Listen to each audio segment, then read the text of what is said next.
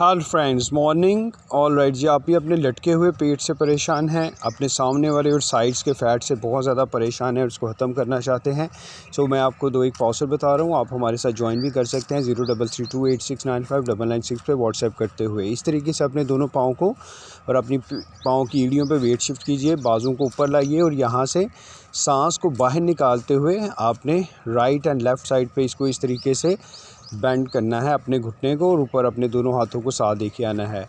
Same इसी तरीके से साइड्स के फैट को भी ख़त्म करने के लिए आपने राइट वाले पाँव को राइट साइड पे इस तरीके से रखना है ज़मीन पे, दोनों हाथ पीछे रखते हुए कानों के, और यहाँ पे एक्सेल करते हुए आपने इसको इस तरीके से लेके आना है। सेम दूसरी तरफ 100 टाइम ये दोनों आप सेट्स करेंगे 25/4 के अकॉर्डिंगली इसको करेंगे। आप देखिएगा आपका फैट का साइड, सामने का साइड आहिस्ता आहिस्ता ख़त्म होना शुरू हो जाएगा। Thank you very much for watching the video.